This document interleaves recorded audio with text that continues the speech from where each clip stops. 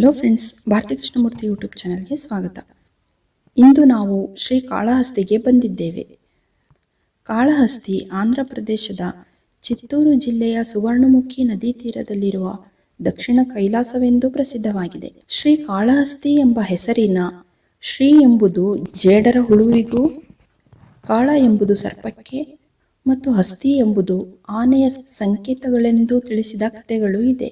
ಒಂದು ಜೇಡರ ಹುಳು ಲಿಂಗದ ಸುತ್ತಲೂ ಬಲೆ ಹೆಣೆದು ಲಿಂಗವನ್ನು ಪೂಜಿಸಿತು. ಒಂದು ಕಾಳಸರ್ಪ ಲಿಂಗದ ಮೇಲೆ ರತ್ನಗಳನ್ನಿಟ್ಟು ಪೂಜಿಸಿತು.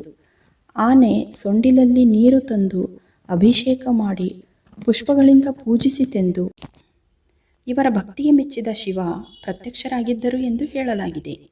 ಆ ಮೂರು ಪ್ರಾಣಿಗಳು ತಮ್ಮ ಭಕ್ತಿ ಮತ್ತು ಸೇವೆಗಳಿಂದ ಮೋಕ್ಷ ಪಡೆದವೆಂದು ಸ್ಥಳ ಪುರಾಣ ತಿಳಿಸುತ್ತದೆ.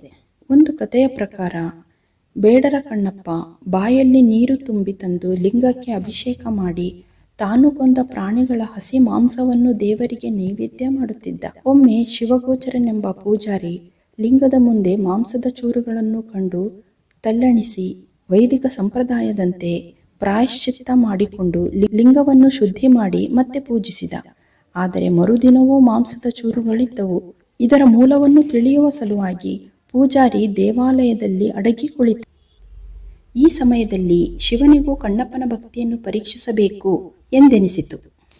ಪೂಜಾ ಸಮಯದಲ್ಲಿ ಶಿವಲಿಂಗದ ಕಣ್ಣಿನಿಂದ ನೀರು ಸುರಿಯುತ್ತಿದ್ದುದನ್ನು ಕಂಡು ಕಣ್ಣಪ್ಪ ದೇವರ ಆ ನೋವನ್ನು ಪರಿಹರಿಸಲು ತನ್ನ ಕಣ್ಣನ್ನೇ ಕಿತ್ತು ದೇವರಿಗೆ ಅರ್ಪಿಸಿದ.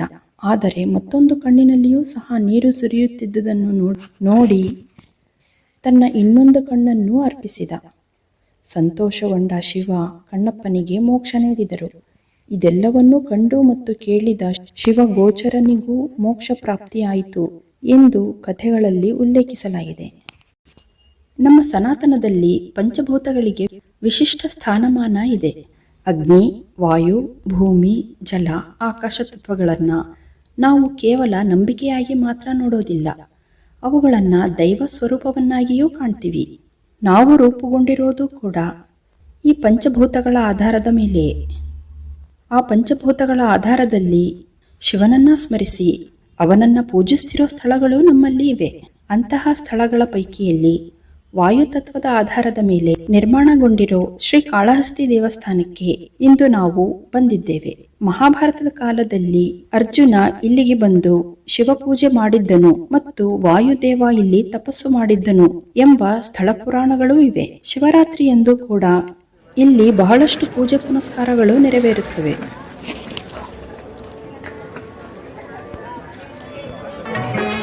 ಶಿವ ಶಿವ ಎಂದರೆ ಭಯವಿಲ್ಲ, ನಾಮಕ್ಕೆ ಸಾಟಿ ಬೇರಿಲ್ಲ. ಶಿವನಾಮಕ್ಕೆ ಸಾಟಿ ಬೇರಿಲ್ಲ. ಶಿವ ಭಕ್ತನಿಗೆ ನರಕ ಇಲ್ಲ. ಶಿವ ಭಕ್ತನಿಗೆ ನರಕ ಇಲ್ಲ. ಜನ್ಮ ಜನ್ಮಗಳ ಕಾಟವದಿಲ್ಲ. ಶಿವ ಶಿವ ಎಂದರೆ ಭಯವಿಲ್ಲ, ನಾಮಕ್ಕೆ ಸಾಟಿ ಬೇರಿಲ್ಲ. ಶಿವನಾಮಕ್ಕೆ ಸಾಟಿ ಬೇರಿಲ್ಲ.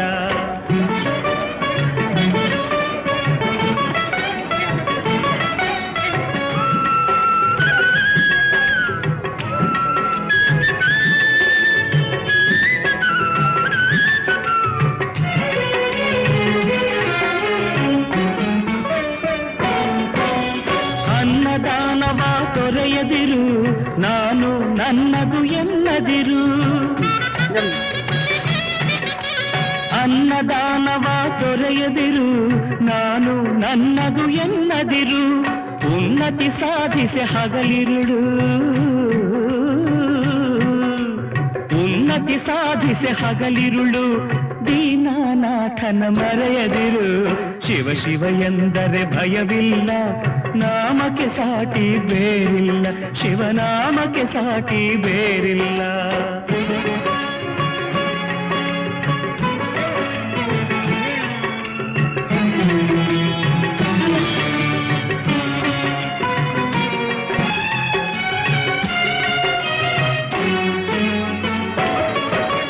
ಭೋಗ ಭಾಗ್ಯದ ಬಲೆಯೊಳಗೆ ಬಳಲಿ ಬಾಡದೆ ಇಳೆಯೊಳಗೆ.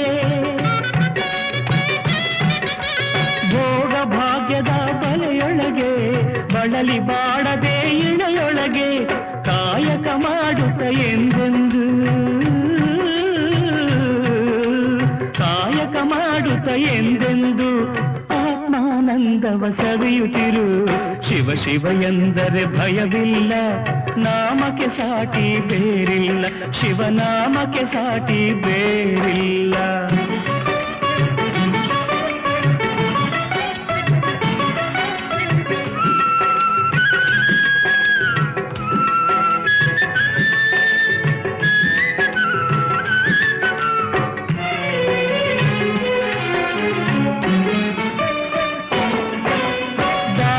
ಜಗದೊಳು ತಪವಯ್ಯ, ಧ್ಯಾನವೇ ಘನತರ ಜಪವಯ್ಯ.